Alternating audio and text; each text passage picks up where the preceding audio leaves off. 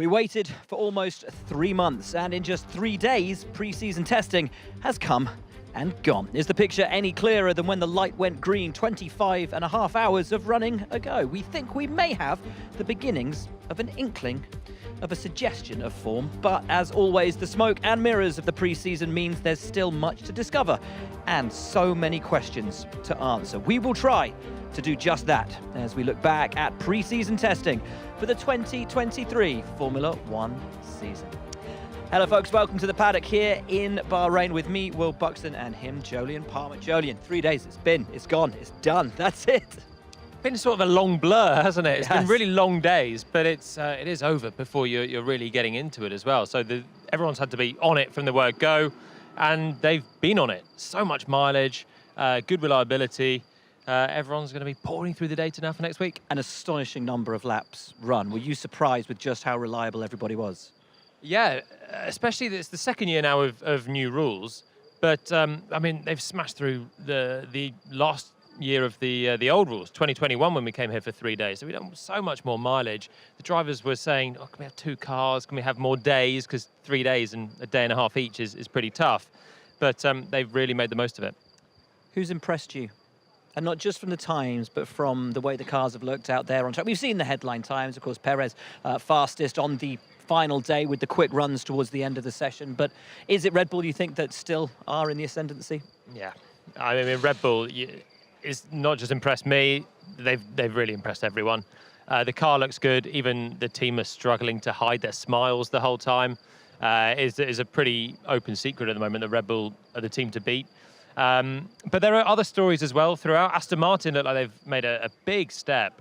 They were a team that were already quite impressive with their development rate last year. They've come with quite a new car for this year, well, a new car, but quite a new design. And Fernando Alonso has been impressive. Looking out on track at him at the wheel, fighting the car from the word go, scrabbling around as you'd expect. Bonjour. Salut! Bonjour, Fred. We welcome to the show Ferrari's new team principal, Fred Vasseur. Fred, you have had some time now at Ferrari to get your feet under the desk, get acquainted to your new job, but these are the first 3 days that you've been with the team at the track. How have they gone? Yeah, it went pretty well. That, you know, the first target in the winter test is also always to do mileage, and it went well. That we had no big issue on reliability first, and it was important. And I think the pace was decent. That we scanned everything that we could do in 3 days. But overall, that we were able to put together something with a decent pace. I know you're not going to tell us too much. Don't ask. Okay, thanks, Fred. See you later. No, but really, has there been anything over these 3 days that's taken you guys by surprise? We heard some inklings that maybe tyre degradation was a bit of an issue. Oh, we did a lot of long runs, and some with good degradation and some with more difficult, but it's the purpose of the test. And if you are there just to stick to one version, it makes no sense. That we try to investigate, and it's also the good opportunity when you are able to do mileage is that you can scan a lot of things, and we did it, and some were working pretty well, some not. But the DRS issue this morning on that new, I think it was the high downforce rear wing. No. That'll be okay? No, it would be okay. Annoying, though, that you weren't able to run that wing for more? No, because that we lost, for sure it's an issue, because that we lost a couple of laps, and it was one of the test items, but it will be fixed for next week, don't worry. Power unit was an area for concern last year with the reliability. Obviously, loads of laps in the last 3 days. Were you able to turn it up a little bit, get a feeling for if it's going to be able to last the distance in the season? On the dyno, that we did a good sign-off with a lot of kilometers. That on track now we have just the experience of the 2,000, a bit more that we did over the last 3 days. So far looks okay, and the perfo looks okay also. Good. How are the drivers feeling? Happy? I think one of the characteristics of the driver is that they have to avoid to be happy. You know, that they have always to ask more and Angelion. that we are trying to improve the system everywhere on every single topic, and they are pushing. But at the end, it's a good signal also that they are motivated and they want to get more, and and they will get more next week. Are they aligned on where you're going from here, in terms of the feedback, the direction? Yeah, what is very difficult in Bahrain during the test is that you have a driver on the morning with a track temp at 50 degrees and the other one finishing the day with 20, 25. And it's very difficult to do the comparison. And I think it's not the same track when you have the session with 55 and when you have the session with 25. But overall, if you have a look on the global picture, I think that they are very similar and the feeling is the same. We're going to let you go, Fred, because we want to thank you for coming on the show. But before we do, and before the season starts properly, before the media starts sharpening their pens or the knives or anything like that, did you ever, in your wildest dreams, in your whole career, ever think you would be team principal at Ferrari? I mean, this has got to be crazy. No, but when I was doing F2, I was not thinking about F1, and when I was doing F3, I was not even thinking about F2. And I think that I was always focused on what I was doing at this stage, and even last year I was focused on Alfa Romeo, and I think we did a good season. Now this came, and it's a huge opportunity. For sure, it's a huge responsibility also for me. But at the end of the day, when you are doing my business, I think it's the best challenge that you can have. Could you afford a smile on your face when you came through the gate, day one? First time. And you didn't have to go all the way down the far end? But honestly, no, because that we were parked on the other side. No, so you had to pass Alfa first. Brilliant. Yeah, all the winter I said, okay, I will have the parking close to the team, and then I was parked over there. Wrong gate. Brilliant. Fred, thank you so much. you. Red suits you, my friend. We'll see you in Ciao, a few ciao, days. ciao. Thank you so much. On good form, in good spirits. It's lovely to see that, having stepped into probably one of the most high-pressure jobs, not just in Formula One, but in world sport, he's lost none of his personality, his charm, his humour, his wit. Yeah, I really like it. I mean, we saw that at Alfa Romeo, but the pressure was really off at Alfa Romeo. The pressure's not going to be off for Fred. At Ferrari, it is a little bit off now in pre-season testing because there's no metrics to judge anyone by. But I wish him all the best, to be honest. He was my boss in 2016 at Renault. I think he's a good hire. I think he's a great racer. The mindset that he's got and the way to make a team just, I think, operationally efficient should be good and leave Ferrari in good stead. Absolutely. We will look at Ferrari in more detail in a little moment, but let's start by rolling all the way down to that end of the paddock and talking about Williams, another team like Ferrari hoping for a resurgence and a move back up through the field. New team boss at Williams this year, James Vowles, has left Mercedes to go and take up the team principal position, which was vacated by Jost Capito, who took FX de Maison, the team's designer, with him. All change there, a new driver in Logan Sargent, and the team with one of its best pre-seasons in a decade or more. And okay, the bar is low, but consistent pace, a ton of laps, over 150 for Logan Sargent yesterday, and I think for Alex Albon today. Yeah, racked up a lot of laps. I think the headline pace doesn't reflect probably where they were because they did their times in the morning, but definitely the way that they were going in the morning with some good runs. And I was impressed with Logan as well. First time in the car, first pre-season, to jump in, do 3 race distances in one day yesterday. It's a good position for them. Have they done enough to get to that midfield? Time will tell. But hopefully they're closing into it. There are good noises coming out of Williams. And one man who knows that only too well is actually down at Williams right now. Sam Collins, our technical analyst, is in the pit lane. Sam, it's been an interesting test for Williams. Certainly good noises coming out of the team. What have you made of their test here in Bahrain? Well, I certainly don't appreciate the good noises coming out of the garage. It's not my taste in music, fair to say. Right now, there is what's left of a Williams FW45 behind me. The team are rapidly stripping this car apart, as they normally do after any long session, after any race. That car will be in pieces in about 15, 20 minutes, and it won't look like a Grand Prix car anymore. The team are already getting their component measuring system in place to start getting prepared for the Bahrain Grand Prix. But the question that Jolien was posing there, will Williams really be closer to the midfield? Look, I've seen this car. I've looked over it for 3 days now. I think they're not just going to be closer to being in the midfield. I think at least one of the cars, that of Alex Albon, will be in the midfield. The only reason I won't say that Logan Sargent's car is going to be in the midfield is he's a rookie. We don't really know what he can do in an F1 car quite yet, but it could well be that he'll be right in the thick of things as well. So I do think the Williams team have produced a really interesting and good car. And with the massive amount of wind tunnel and CFD time that they have compared to a team like Red Bull or even Ferrari, they should be able to capitalise that as the season goes on. For this team, the cost cap right now is not a major concern, but the team's got a lot to prove because American attention on the team, a lot of American involvement around Williams at the moment with the ownership as well. Logan Sargent, that could bring in some really interesting sponsorship. But of course there are manufacturers waiting in the wings wanting to come into the sport of Formula One. Williams do not have a deal agreed for the 2026 season. This could be a crucial few races for the Williams team, Will. So Williams, Sam thinks at least one car will be midfield, that of Alex Albon.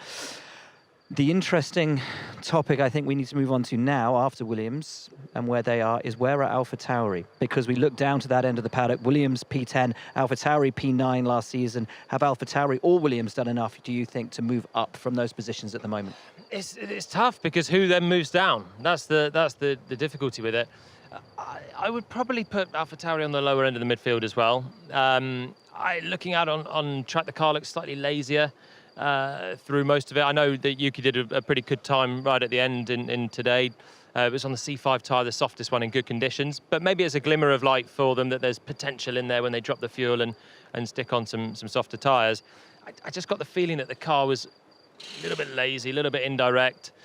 But I might be wrong. They might have been carrying loads of fuel and that's the reason for it. It was interesting, both Yuki and Nick De Vries, of course, a rookie with them this season, ran over 80 laps in those cars, both yesterday and today. They had the most laps on the board yesterday. So like Williams, they're going through the laps, absolutely churning through the laps out there, getting a huge amount of data. Yeah, everyone is. That's the thing, you know, is if everyone else was struggling, then that would be, a huge positive for them. As it is, it just means they're holding water with well, pretty much everyone else. There's a couple of teams that had some issues, but it's important for them because they've also, both teams have got rookie drivers. Nick De Vries and Logan Sargent really needed some mileage.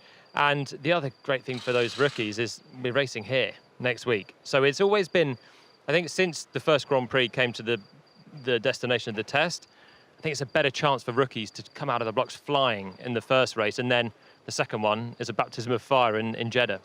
Absolutely. Right, let's hear from today's fastest man, Sergio Perez, who was lighting up the track for the whole day today for Red Bull. Ended up as the fastest man, not just of the day, but of the test. Well, Checo topping the timesheets here on the final night of testing. Just sum up the last 3 days. Yeah, I think they've been really intense. Testing is very short, so it's very important to get the maximum out of it. And it worked really well. I think we got a good understanding of our car. Obviously, Bahrain is very difficult in testing. You know, the track is changing pretty much every time you go out. Tarmac is very rough. So just in general, I think it's a difficult track to test. But I think we did the most we could. We did a lot of analysis on setups, on tires. So yeah, I think we did the most we could. We complete our programs at both days, so pleased with that. Christian was saying that you and Max both have a similar feedback for the car. You're collaborating well on that. Yeah, I think we aiming for the same things. We want the same things at the moment, so it's good. It's a good base. When you walk up and down the paddock and people begin to establish some sort of pecking order that they can from the testing, Red Bull is pretty much at the top of everybody's list. You guys have had a successful 3 days, haven't you? And very much seem to be the team still to beat. Well, I think the team has done a tremendous job back in Milton Keynes. You know, the factory has been working really hard over the winter. We certainly got a good base car. I think something we can work through it. And I think we will only find out next weekend where really where we really are, you know, because I think these days we don't get to see the full picture. There were a few teething issues yesterday. Are there any concerns about reliability? Generally across the board, it seems much, much better this year, lots more mileage. Yeah, I think you can see the improvements. You know, normally in a second year of same generation, you see a lot of improvements in reliability side. So yeah, it was the same for us. We ran without any big problems. And what's the minimum expectation for Red Bull and for yourself come next Sunday? Well, we want to be up there. It will be an important weekend. You know, conditions are going to be a bit similar to what we just experienced tonight. So yeah, it will be great to start the season much stronger than we did last year. We will get to discussing Red Bull Racing a little later in the show, but the signs are ominous and the confidence is high at the team, both for Max Verstappen and for Sergio Perez. Right, let's head back down that end of the paddock and the Haas F1 team, the return of Nico Hülkenberg. You're actually two of your former teammates, Hülkenberg and Kevin Magnussen. The Haas didn't look half bad this week. No, looks decent. I would say similar position to where they were last year, which was very good. I mean, K-Mag was 5th in the first Grand Prix. They've now, I think, got 2 drivers that can get started really well because Nico settled in really well with the team and they were very positive about that. He's very quick and he's clearly kept the hunger in those years that he was away. He looked good in the car, and the car itself looks like it's got a reasonable amount of downforce. Nico particularly was struggling with getting up to speed with the braking on the first morning, but I think they're quietly confident. They are indeed. Looked a little stiff to start with. Had that sort of eased itself out by the end of the third day? Yeah, I think it was. I think it still is on the stiffer side. But then I saw the Alpine, and it made it look all right. So, Yes. but the stiffness isn't badness. It's just a different way of design. It keeps a nice aero platform. There are positives to it, but it just means it's less compliant over the curbs, and it's bumpier on this circuit than I've noticed before. I mean, I think the bumps just seem to be worse with another year of use, and certainly early on that was catching a few drivers out. It was interesting, wasn't it? There was a little bit of porpoising during testing, but it was mostly track strikes from, as you say, the bumpy nature of the circuit here. Yeah, the cars are run so stiffly that you just notice all the bumps because they're not compliant over them at all. They're just really rigid. And yeah, the Haas, I would say, was maybe on that end, but yeah, the Alpine just looked like it was a whole new world of that. Making the step up then as we move up the paddock to Aston Martin. Oh, and Laura Winter has finished with her interview with Sergio Perez. Come on in, Laura, come on. We've just got to Aston Martin, one of the stories of testing. They looked super impressive. Very much so. I spoke to Mercedes a bit earlier on, Mike Elliott, and I said, you know, are you also looking back over your shoulder? Because Aston Martin could spring a surprise. A lot of people in this paddock getting very excited about Aston Martin, albeit it's just testing. And he said, yes, genuinely, we think they are pretty quick. And I think we're seeing quite low deg on their long runs as well. So the pace is pure, the pace is there. And I think, in terms of a pecking order, have I jumped? Are we not getting to pecking orders yet? No. But I mean, you go for it, mate. I'm sticking them P4 for now. But I think they could be a lot closer to Mercedes than perhaps Mercedes are to the top 2. Cool. Well, we will get on to discussing that in a little bit. Sam Collins has meandered his way down the pit lane and finds himself outside Aston Martin. Sam, a desperately impressive week for Aston Martin, for Fernando Alonso and for Felipe Drugovich. Yeah, but not for car 18, Lance Stroll, who didn't make it to the test. Will he make it to the race next week? We just don't know. Waiting to find that out from the team. The team, though, you may notice are missing something. There's no car in Lance Stroll's garage. There's no Lance Stroll in the garage either. The reason for that is that the work for the mechanics here down at Aston Martin has not stopped. They've taken the car down to the weighbridge to have a look at the weight distribution, to have a look at the overall weight of the vehicle. And they're going to be down there for at least 45 minutes, the mechanics have just found out, much to their dissatisfaction, because I think they wanted to go and have a little bit of dinner. But they're going to have to wait here and keep on working while that car's down at the weighbridge and to find out. And a number of teams are taking similar opportunities. But I think it's actually a little bit of an interesting situation with the Aston Martin team because they don't know who's going to be driving. There are some preparations that they're not going to be able to really hone in, but it doesn't take that much time to put a new driver in the car, but it does take a little bit of time, especially if they want to put Lance Stroll back in the car after they've had Felipe Drugovich in it. And I know that we can hear now from the Brazilian driver after he had a run out on track. Well, Felipe, good to see you in the Formula One paddock and out there on the track as well. How was your morning of running and indeed testing as a whole? Yeah, it's been great. Did a little bit of aero testing at the beginning. After that, I just got to run a little bit more, in some more pushing ways. So it's been great. A little bit more time, trying to get to know the car, get to know how it drives, and just preparing myself to be ready if in case the team needs, but also trying to help the team as well, trying to find out a great balance for the car. Yeah, you've kind of got two different roles there. You're feeding back to the team, obviously, as their reserve driver, and we'll start with that. Of course, all signs are very positive at the moment. There seems to be a lot of good momentum and optimism at Aston Martin, certainly from the outside looking in. Is that the case from the inside looking out? It is. The energy inside the team is great. Everyone is, very positive, trying to make a step forward. I think they're managing to do that. But you can really see the team pushing a lot, and that's great to see.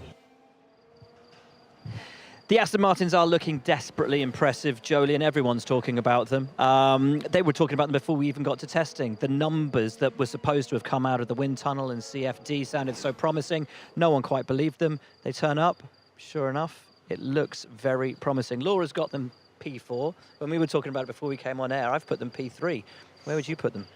4. Three is a punchy call. You know me, come on. Mr. Punchy Cool. I am really impressed with them, though. I do think they've come flying into this season. I was trackside on day 1. I lose track of the days. It's been such a blur. Day 1, and Fernando was in the garage. There was a small issue going on with the car, and so I was waiting for the Aston. I was looking at the Red Bull and looking at the Ferrari, and I thought, these two are the class of the field. The Mercedes at the time, actually, they had a bit of a difficult start. And then Alonso came out the pits, and I thought, wow, that Aston immediately was just looking hooked up, and Fernando's just been thrashing it around for 3 days. He's been making the most of being the only permanent driver here, and he looks confident for a guy making his switch to this team. He's had the dream start. Yeah, he really has. It's been a good start for Alfa Romeo as well. I've been impressed with Alfa Romeo, certainly. Great start to the test for them. Pacey. Laura, you spoke to Joe yesterday, so I'll direct this to you. Car looks good. Has had a couple of little problems, though. Valtteri with a problem today, Yes. Joe with a problem yesterday. Ferrari power unit. So whether that will also spill over to a Ferrari concern as well, if those power units are on the blink. That may be a concern for Fred Vasseur, who we had on earlier, moving ahead. But, yes, Joe and Valtteri Bottas, for now, I think happy with their 3 days of testing. I think this is Valtteri, isn't it, in the car? Yes. From This is earlier him on. grinding Did to a not halt. sound good, yes. Ugh, yeah, not good. Not fun. Not fun. No. But it's been a promising, other than those little moments that they had, promising overall. Absolutely, yeah. And I think I've forgotten my pecking order. I think I had them at P6. Yeah, P. We could do that at the end. Okay. They were middle of the midfield, we'll put it that Yeah. way. Promising, very much so for Joe, for Valtteri Bottas, both in good spirits. The team seem happy. They seem content with what they've done with the car. Very much, I think, a reworking of 22 car and a real development on from that as well. So I think, a happy garage. Jolien, this is very indicative, isn't it, of quite a congested midfield. So many of those teams that found themselves in the midfield last year seem to have made some steps forward. Alfa Romeo out of the box last year, competitive, fast. They couldn't quite maintain it for the whole year, though. Yeah, I was just thinking that, actually, as we're speaking. It's kind of the same teams that came flying out of the blocks last year. You're looking at Alfa Romeo and you're looking at Haas. They've done it again, Yeah. I think, from what we can see. They both started really well and tailed off. You wonder if they might do the same again, to be honest, because the teams that have struggled a little bit more, I'm probably jumping the gun, but McLaren have had a tough time. And I've got question marks on Alpine. Some people, there's a real unknown about them, but those two clearly have a lot of development potential that we've not seen historically from Haas and Alfa. But Alfa have been the unsung heroes, dare I say it, of this week. They've done a really good job. I would agree. We'll stick with your running analogies and we'll move to McLaren now. Have they sort of leapt out of the blocks and left their trainers behind? Ouch, that's going to be sore on the feet, isn't it? Well, I don't think they leapt out the blocks, to be honest. I think they're still in the blocks at the moment. They were very downbeat at the launch, and it was interesting because McLaren have been a team that have been pushing forwards the last couple of years. Last season they started badly, but then they did have the strong development and were in that fight for fourth. And then to hear them so downbeat out of the blue at the launch was strange. And now we kind of know why. The reliability, I mean, they've got a fundamental issue with the wheel brow that it's basically not strong enough. They're obviously trying to save weight there, and they've made the part a little bit thin and flimsy, and it's kept them in the garage a bit. And the pace, it doesn't look strong either. So McLaren have been the team to lose out most this week. McLaren said earlier this week that they've essentially had to freeze what was the launch car because when they were determining the upgrade package they were going to put on it, they realized they'd made a mistake and there was a better option for them. And so they've now taken a different direction with the car, which means they'll have this for the first few races and then they're taking it off in an entirely new direction. But even with that said, this car's still not hitting the targets they've set for it. No, and that's exactly what Zach Brown said. That's the exact words he used, that it is not hitting the targets and it's not hitting the aerodynamic targets that the team... A lot of drag. A lot of drag that the team obviously wanted the car to have coming into the 2023 season. And with that, there's reliability, obviously as you said, with the wheel brow as well. Lando, I think, had 17 laps on the board with about an hour and a half to go of testing this afternoon. And they've done the fewest laps of every constructor. I actually saw him leave the garage and walk to the little driver's room on the side, and very unlike Lando, sort of punched the flimsy, sort of makeshift wall as he walked through. It was, it wasn't going to knock the wall down, but it was there was that little bit of frustration as he walked through. You can tell it's not quite right. But they do have a new driver this year. A lot of fighting to get him to McLaren. Oscar Piastri will be a Formula One driver in 2023. If he doesn't have the car underneath him, he might have hoped for. I caught up with him earlier. Indeed. Oscar, testing is over. How would you sum it all up? Yeah, it's been a good week of learning, I would say. Obviously, my first proper running in the new car for McLaren, the MCL60. Also, my first proper running in a new generation of F1 car as well. So I've certainly learned a lot over the last 3 days. I've had a couple of little hiccups here and there, but I think that's to be expected in testing. So I think on the whole it's been positive. I think there's still a lot of learning to do, as to be expected, but I feel like we're making good progress. I know the team were downplaying expectations even at the launch. Has this test reached those expectations, or has it come in underneath even those expectations? I think we're about where we expected to be, I would say. I think we're probably somewhere in the mix of the midfield is my best guess at the moment. Of course, we don't know exactly where everyone's at in terms of fuel and engine modes and stuff like that. So we'll find out on Saturday next week where everyone really is. But I think we're about where we expected. Actually quite optimistic then from Oscar Piastri. A lot of people have them down in the lower reaches of the midfield, possibly even down in P9 or P8 at the end of this week. We hope for McLaren and their fans it's not quite that bad. Now, somewhere in the paddock, down there, I think, Lawrence Barretto's managed to find Fernando Alonso. Hey Fernando, how good was it to finally get a chance to drive this Aston Martin that you've been so excited to drive for a long time? Yeah, it was very important and very nice week for us. Finally, with the new car, we did a filming day in Silverstone, but that never feels enough because there are only 8 laps, I think, that we did there. And yeah, obviously it's now go time. We need to make the car as fast as possible for next week, race 1. But we feel that there is a lot more to come from the car, and we didn't have time yet in testing, only 3 days. But step by step, and the team is working flat out. I know it's only testing, but like, how good did the car feel, and where do you think you're kind of leveling up at the minute? I don't know. I think just jump out of the car now, so I didn't check times or anything like that. But the car felt good all 3 days. As I said, we've been experimenting a little bit with very different routes on setups, and we found always positives on these new routes. So there is a clear indication that we need to change philosophy in many things on this car compared to last year's car, and that obviously is a concern in a way, because we will need a couple of races to optimize the package. And just finally, how much are you going to miss Lance being around at testing? How much did that hurt? It hurt a lot. I think we miss him because some of my comments or my feelings with the car, we never know if it's just me in a new team and a new car, or it's just maybe an Aston Martin thing that Lance could spot it. So brake pedal feeling, power steering, all these things. I don't know if this is a legacy from the team or is just new into this car. So yeah, we cannot do it without him. So I hope he can come very soon. Debrief going on up there at Red Bull. It's quite nice they're doing it out in the open for us all to see. No secrecy at Red Bull. That's kind of been part and parcel of their entire testing, hasn't it? They're doing everything out in the open. Max did a day and a half and then just was like, I don't need to do the last day. That's it. We're done. Happy days. Doing their debrief outside. Jonathan Wheatley, who's sitting up there, team manager, apparently was laughing, joking on the radio. Most unlike Jonathan. They are super chilled. Yeah, they're in a great position. I don't know what it is. It's more like a team meeting than a driver's debrief going on up there. So I'm not quite sure what they're talking about.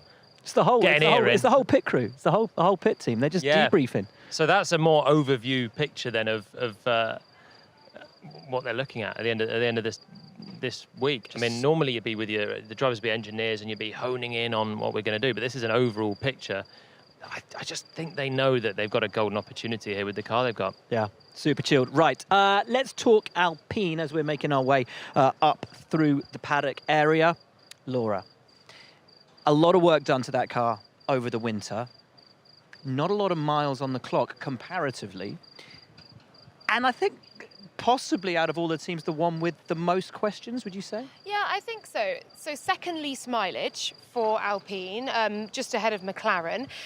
And I just feel they're a bit of an unknown at this point. They've had a few issues. They had the wing mirror, of course, loosening off.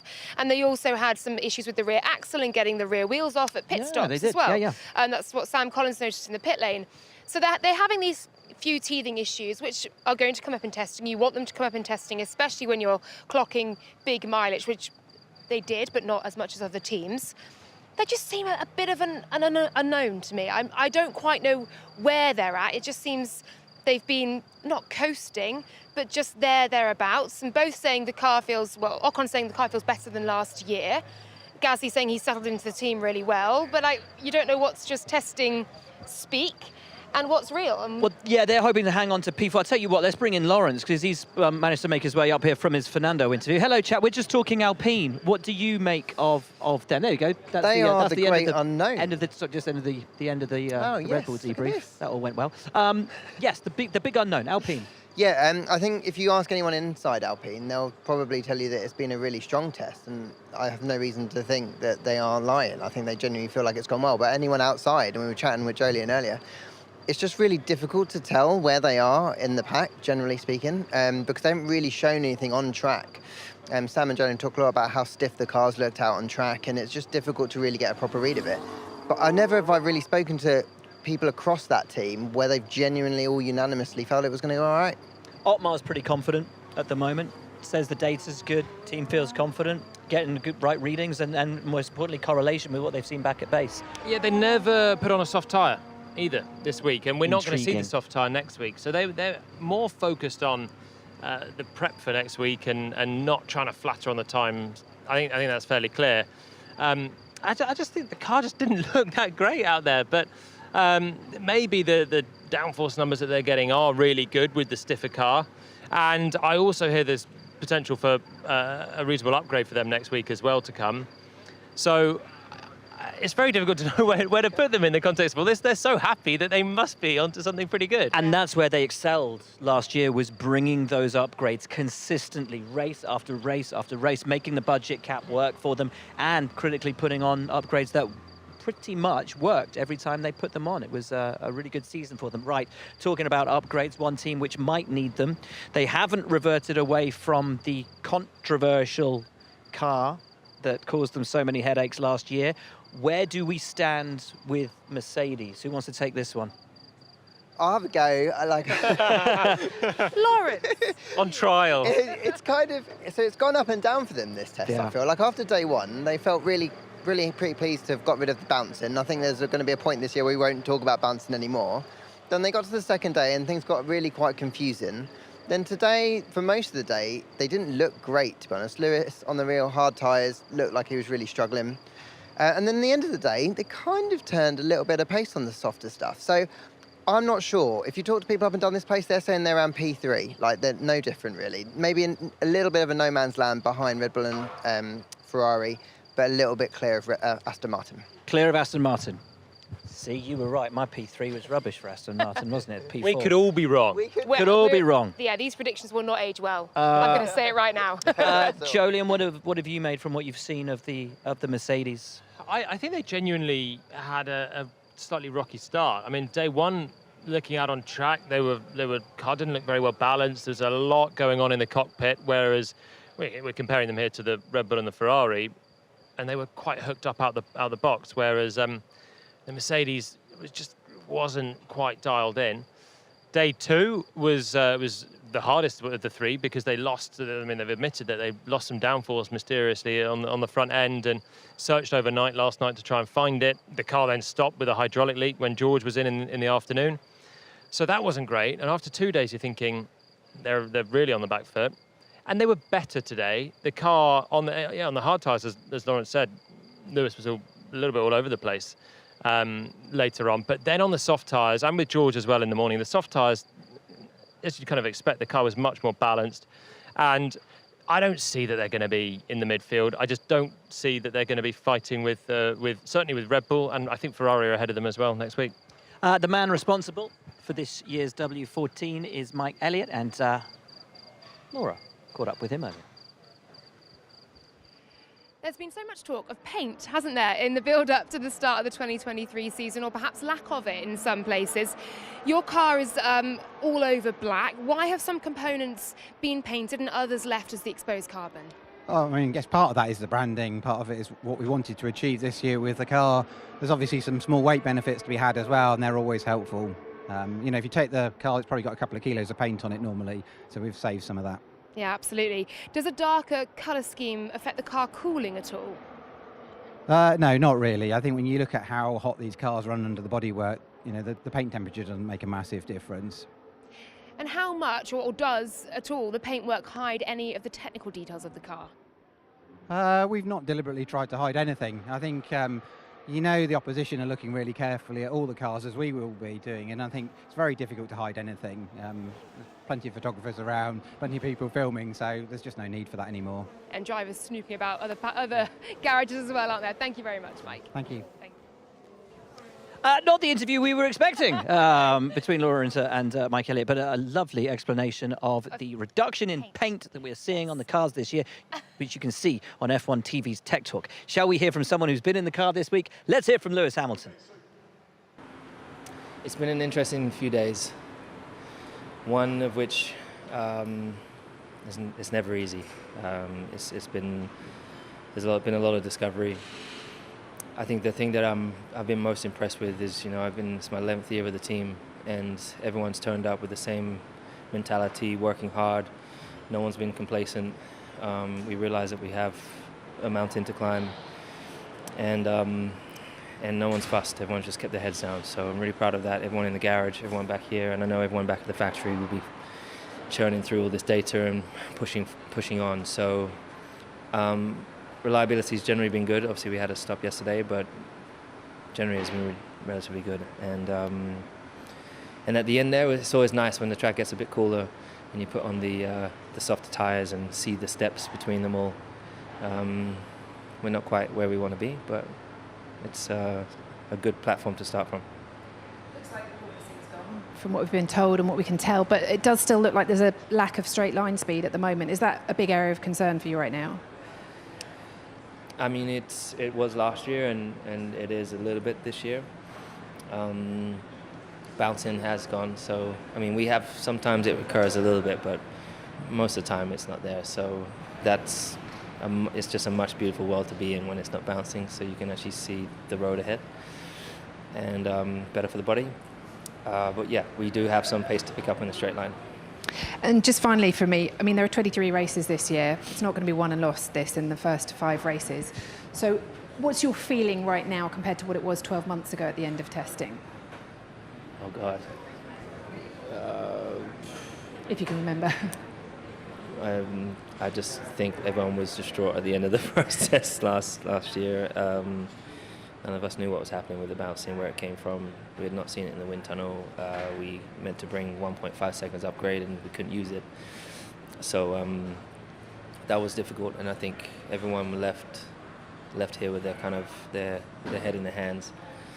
But we got over it and we pushed through, and I'm just, you know, we had an amazing year of just like hustling and just everyone grafting. This year we have some things we need to work on. It's still not perfect, and we're still not able to match the Red Bulls currently, or the Ferraris maybe, but as I said, it is better. There are things that have changed. The bouncing has gone, and there are a couple of elements that have been better so far. So who knows where we'll be next week? Just got to stay positive. We've got to manifest what we want and just continue to push, and that's what we live for. So. Thanks very much, Lewis. Thank you. Thanks. Laura Winter believes Mercedes might be sandbagging. Look, sandbagging was not the word I used. I was merely replicating exactly what Toto Wolff said, which was that there is a bit more pace to come. And I just thought I mean, I could be reading this completely wrong, but the way that Lewis answered the question about the straight line speed, he immediately reverted to last year and saying, well, the porpoising's gone, and that wasn't the question that was asked. And he just had a bit of a wry smile on his face, which I think if they genuinely didn't have straight line speed, he wouldn't necessarily be smiling about. So all I'm saying is that they might just turn up the wick next week. It was, again, Will, a throwaway comment off air that was not meant Laura Winter to be says Mercedes are sandbagging. Great stuff. Right, let's move on, shall we? Yes, let's. Ferrari. Started off last season so brilliantly. Like, we started Mercedes with you, so we'll start Ferrari with you as well, my friend. We heard from Fred Vasseur. Shush, Crofty. We started off the season, the show, with Fred Vasseur, and decent expectation at Ferrari for the start of the season, but do they have anything to stop the juggernaut that is Red Bull Racing? Well, that's the question everyone wants the answer to, and I haven't got it. But what I can tell you is that I do think Ferrari have made a step over the winter. Talked to Carlos, and he talks about how the car generally feels a lot better than it did at this stage of this last season in terms of the preparation, getting the best out of the car, just seeing what it's got. I think Fred, Charles, others within the team, they are hopeful. I don't think they think they're on par with Red Bull, but I think they're in the fight. And then when you get to circuits like this, which is a Charles track, the season could start really well for them. And then if they can build that momentum, especially with the change that Fred's made with the team, moving guys like Inaki, who looks after Shashi, to the factory, you know, little operational things like that, combined with a car that actually looks very strong, providing the engine delivers the power gain that they're hoping for after the reliability changes. Yeah, I think they could be in the mix, very much so. This is it, isn't it, Jolien? It's the combination of all these factors. A power unit, hopefully, for Ferrari's sake, on song, ironing out the details and the creases that they had last year. But is it going to be enough? Well, Charles thinks they need more. Fred already came on and said that the drivers want more and more and more. But that's because I think they've seen the Red Bull threat. Now, I'm not saying Red Bull are definitely going to be ahead, but it looks like they've set a decent benchmark here. And the Ferrari car looks good. It does. Yeah, and they've toughened up the engine. I was trying to get a little bit more out of Fred earlier on, but he wouldn't say too much. But if they have found more reliability, then they can turn the wick up there and get some of their power back, which will be something in their armoury, because the Red Bull straight line speed last year was pretty scary for everyone involved. So that'll be a big strength. The drivers both look comfortable. I thought Charles, he loves this place, and I thought he was really on top of it quite quickly. Carlos, methodical as always, getting through it and ending quite well. I just don't think they're going to be quite on par with Red Bull yet. One man who I know has been paying a decent amount of attention to that Ferrari, the beautiful Ferrari, which has stuck to its guns in terms of its design philosophy, is our Sam Collins, who has made his way down the pit lane and find himself outside Ferrari. The one Ferrari I think that is actually truly beautiful in my mind, actually, I mean, the new car is pretty good looking, but actually the car that inspired it, and a lot of cars up and down this pit lane, the F175, is the car that I find really beautiful, and I think it's going to be a really inspirational design as we look back at this era when it comes to a close at the end of the 2025 season. But something else a lot of people have been paying attention to is Italian and has been fitted to the Ferrari but isn't the Ferrari. There's 8 different tyres the teams are going to have to deal with this season: a wet, an intermediate, and 6 different compounds of slick tyre. Pirelli have introduced a new tyre into the range. So a lot of the work that's been going on through these 3 days of testing has been dedicated to these round black things, the tyres. And I think you're going to see how teams have learnt about those tyres through these 3 days is going to really show up in the opening races of the year. And that's where teams like McLaren are going to be losing out. But Ferrari has done quite a lot of work on their car already, and they've been out in the pits. Now, Ferrari don't really like to have a look at to have a look at the car. So why don't we have a look at the man who drives the car and hear what he had to say? Carlos Sainz spoke to the team earlier on. Smooth, very smooth. To be honest, quite happy with how we've been able to run the quantity of tests that we've been managed to do over these first few days, exploring the limits of the setup, trying to put the car in different places and learning a lot from it, which is a target that I had from last year that I know we couldn't do, and this year, so far, I'm managing to do it. I know it's impossible to know performance, but a lot can be felt from the feel of the car. And how does it feel? Does it feel like a step forward? Feels like an evolution of last year. Feels honestly very similar to drive, and hasn't been major changes going on in the car or in the concept. So trying to improve the good base that we had last year, and obviously now putting our focus in our weaknesses of last year. Well, as Ferrari didn't want us to take a look at the car, they let us talk to the drivers and have a word with Fred a few times over. I don't think he ever did tell Laura that he thought the Ferrari could keep up with the Red Bull, but I don't think we ever got a clear answer to that. I think Ferrari are closer to Red Bull than they're really letting on. But as they don't want us to take a look at the Ferrari, we're going to take a look down at Red Bull to see what they're up to, because they were the fastest team all round, and everybody is looking up towards Red Bull to try and find out really what that car's got and how they can actually manage that car's performance, because it does look to be particularly strong. How well is it going to work with the tyres, what we were just talking about? That's a big question mark. You can't really get that from testing at this point. The current RB19 in Checo's side of the garage is rapidly disappearing into a pile of pieces, and there's another one behind the doors here that's being built up. So for Max Verstappen, they'll have 2 cars ready for next weekend, and they are now clearly the cars to beat. So once again, Red Bull have brought a package that is everybody's envy. However, Red Bull do have this sort of Damocles hanging above them that's a big question mark. We've heard from Mercedes they're expecting big upgrade packages. A lot of teams are going to bring quite a lot in the opening races of the year on the run up to Barcelona. Red Bull, though, they've got that penalty as a result of that slight overspend on the cost cap last year, or 2 years ago, in fact. That will hit them in terms of wind tunnel time and CFD time, and that could hurt them in terms of their upgrades and how they be able to match the likes of Ferrari as the season goes on. Will, your opinion on that? It's a very good question, Sam. I'll throw it to you 3 here. As Sam said, the new regulations around wind tunnel time. The further you finish down the field, the more wind tunnel time you get, the closer up to the top you are, the less time you get. And Red Bull Racing, despite, of course, being the team to beat this week, have less time, not only because they're champions, but also because they've had some taken away for going over the limit with their budget cap. How much will that hurt them? How much will it help those down the further end of the grid? Well, it's designed to help everyone else. You know, if I'm going to back up everything that I've said for the last bit, I do think they've got the strongest car right now. But we saw last year, Ferrari came and got a 1-2 here, and they were nowhere near the title in the end. It's 23 races. That's the curse of the first race, though. It's been, I think, since 2017, the driver who's won the opening race of the season hasn't won the World Championship. Well, there we go. Everyone's got to stay tuned for the duration.